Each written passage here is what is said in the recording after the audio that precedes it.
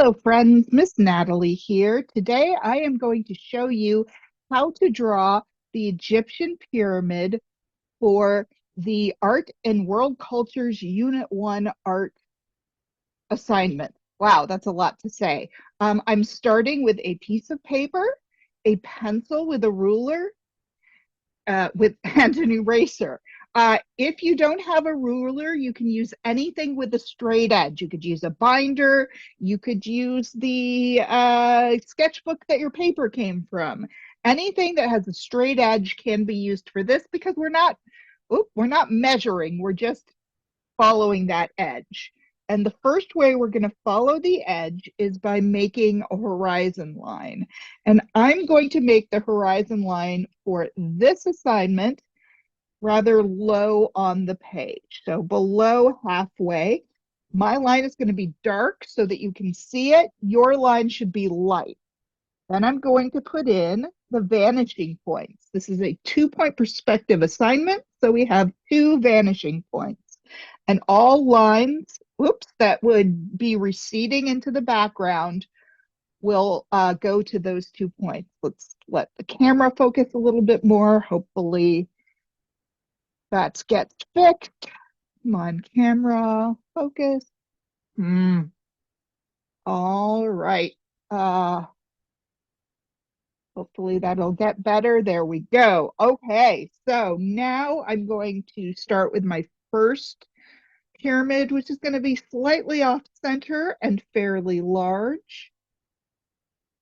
Have it be there. There's my first pyramid. That's the edge that I'm facing, because we're going to be facing these pyramids via the edge. And then I'm going to do another one that is going to be a little farther to one side and a little smaller. So actually it'll be farther away. So I'm going to do a line here. And these 2 lines should be parallel. They should be both straight up and down lines, or as close to it as you can. That's why we need these straight edges. All right, the next thing we're going to do is the bottom of our 2 pyramids. And the bottom of our pyramids and all of the bricks in our pyramids are going to go to the vanishing point. So I'm going to draw this one back. And I'm not gonna draw it all the way back to the vanishing point because I don't have to want to have to erase all of that. I'm gonna draw it back to as far as I'm gonna want my pyramid base to be. So I'm gonna set this up. Now here's how I would do it if I did want to erase the lines. You can kind of see that line there. That's how I would do it. And I want the base of my pyramid to be kind of equal. So I'm going to put a line here for where the other side of my side of the pyramid is going to end. And then I'm going to do a line straight down, or not straight down. I'm going to do a line from the top of my pyramid down to where I want it to end.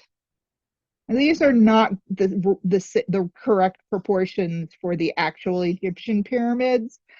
If you want to do that, that's awesome, but that does require some math, and I'm not up for math right now. Okay. Um, hmm. Then we have this pyramid that is going to go back that way. I'll draw that line back so you can see. And then this line goes back to this vanishing point here. All right. And draw it back there. This is actually some of it is gonna be behind the other pyramid. So I'm going to just kind of put it about there because that's how wide my pyramid is going to be. I'm going to go from the top of this line down to my base line. Same over there, but I'm going to stop when I get behind this pyramid. Boy, these pyramids seem a little too close. Like this one would actually be on top of that. So what I'm going to do is make the bottom of it just shorter, make it farther back, farther away, and do that. Yeah, that's how you solve the problem. And now it looks like instead of the one pyramid sitting on top of each other, this pyramid is behind that one. And I've lost my eraser, so I'm going to have to grab another one from my stash. All right, and so I can erase these lines here that I don't need. All right, I also don't need the horizon line that is inside of my pyramid. Sorry, I'm erasing gently so that I don't shake my camera too much because my camera is attached to my table. Yeah, I'm not a professional video person. I make these videos for you, my lovely students, and I do it on a shoestring potato budget. Okay, so I've got two pyramids. Awesome. Let's see, let's look at our requirements. Requirements is to use a vanishing points on a horizon line, check. To have vertical lines parallel. So we've got two vertical lines here. That's lines that go up and down, and they are parallel to each other. That means if we kept going with them, they wouldn't touch. And the lines of the base of the pyramid go to those vanishing points. All right, there are other lines that need to go to the vanishing points too, and those are the lines of the bricks of the pyramid, because the pyramid is going to be made of bricks. And I'm just going to put a line where I want my pyramid bricks to be. This is where the bricks of this pyramid are going to be on here. And I'm just going to go from that point to my vanishing point. Now we are imagining that we are near the base of the pyramid and we are looking up at it. So a lot of these bricks are going to look like they're going down. And that's okay. That's the perspective. It might not be the perspective you would think it would be, but that is the perspective we would have if we were standing down at the base of a pyramid and looking up at it. All right. So we've got more lines going to the vanishing point. These lines don't have to go all the way to the vanishing point as long as I have one end of the vanishing point and the other end on the point where I want them to start. That works. One way to make sure your vanishing point is, or your lines are going to your vanishing point, is to not drop your pencil. Whoops. But instead, hold that point of your pencil on the vanishing point and shift your straight edge, sort of pivot your straight edge up to the line where you want to draw. So I'm pivoting up to the point on that forward line of the pyramid and drawing all of my lines for bricks. Okay, oops, missed one. Pivot and line. So I've got one pyramid done. Let's do the same thing on this one. 2, 3.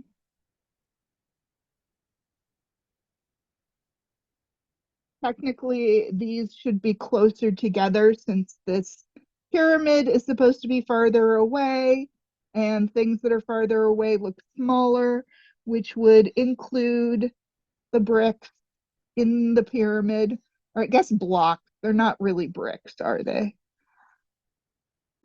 Bricks, blocks. The individual pieces of stone that make up the pyramid. Fun fact, the pyramids were originally covered in a beautiful white limestone sheet and a gold, literal gold at the top. But over the years, people took those, especially after the fall of the pharaohs, um, and used them for, well, the gold they probably melted down and used for money, and then the limestone they used for building other things.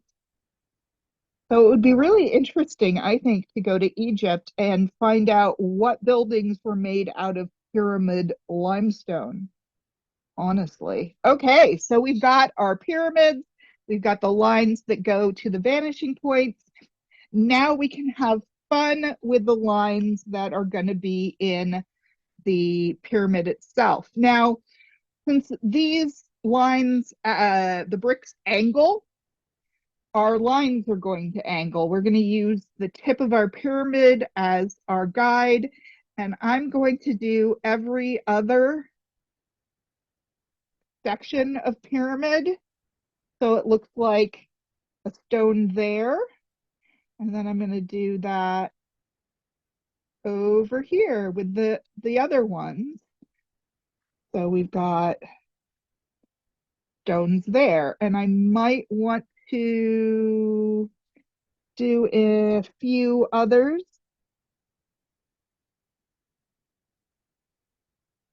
Make the bricks blocks not quite so big as long as they're going to the top. That looks good. They're not all going to be the same. Although the Egyptian pyramids, the blocks actually were all the same. It is an amazing feat of engineering, actually, um, to see what they did. See, put one here and one there. That would work. Um, my pyramid is going to be very historically inaccurate, but that's okay. All right, so here are the lines of the bricks that are in my pyramid, the bricks, the blocks, whatever you want to call them. Fix those up. They don't have to be perfect because the pyramids have crumbled and aged over the years. So the bricks in them can be a little funky.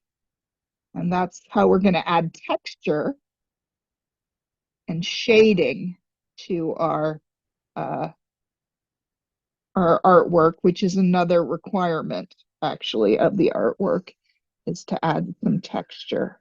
We'll do that um,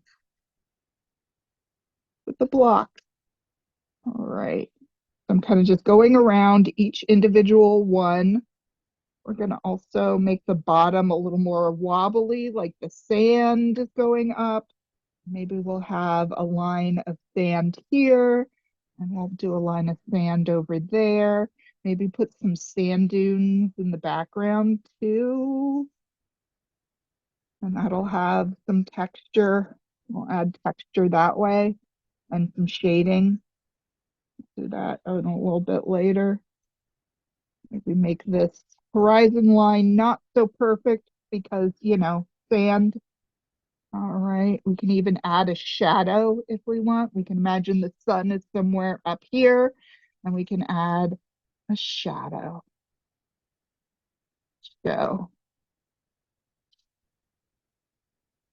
right, I'm gonna take a little break from the camera and do some more work, finishing up all these little bricks because it would be boring for you to watch every single one. And I will be back and I will show how to add some shading to the individual bricks. Okay, and I'm back, and you can see I have added the bricks into my pyramid in the back, and I've added the bricks to this side of the pyramid. I've got a shadow here, shadow there, added a few more lines here and there. Um, so now, and when I added the bricks, I also went around each brick to make it more stand out so it was less a line and it looks more like an individual block in each section. So the first thing I'm going to do is lightly shade the side of the pyramid where the shadow is because it would be in shade. the pyramid, if the sun is pointing this way, then one side of the pyramid will be in shadow and the other side will be in sunlight. So this side is going to be the shadow side. And so I'm just going to add a light amount of shading to this side, not as dark as my shadow. And I'm going to do it to this side as well. So there's some value added. And then I'm going to go in and add just a little extra shadow and texture around the edges of these blocks to kind of show that they're old and they're worn. I'm not going to do it in this one back here because it's farther away and therefore it would have less detail. But this one would definitely have more detail. I'm going to add some like cracks, maybe even. I know that the actual Egyptian pyramids are better built than this. It's kind of amazing. I've never been there. I would love to see them in person. But the documentaries and photos I've seen up of the pyramids up close show that they're actually still in remarkably good shape considering how ancient, truly ancient, like thousands of years old that they are. So that's kind of awesome. And then I'm going to add a little bit of value over on this side of the pyramid. If you want to do this with colored pencils, you can. Um, that would be fine. You can make the pyramids whatever color you want. They don't necessarily have to be the actual Egyptian pyramids. They could be somebody else's pyramids, some uh, fictional culture that you personally make up. That would be fun. Or I think their sci-fi pyramid, maybe. I swear there's a old Doctor Who episode called The Pyramids of Mars, where there's Egyptian pyramids on Mars. Yeah. I think that's because there are some like mountains on Mars that before we had good cameras to take pictures of space actually looked like pyramids. So there you go. These might be the pyramids of Mars. And I'm just going to add just a little texture here and there to kind of give the sense of shifting sand. Maybe I'll make this a little darker here and a little darker there. Make those dunes in the background kind of look like they have some texture. I could even put in a sky if I want, but I kind of like it. This is fairly simple, but it works. It checks all the boxes. It has a horizon line and vanishing point. It has the up and down lines that are parallel. It has the lines that are going back to the vanishing point in the blocks, and it has value or color. So yeah, if you do this, you will have a good assignment for the Unit 1 art assignment. All right, so go out and make some art.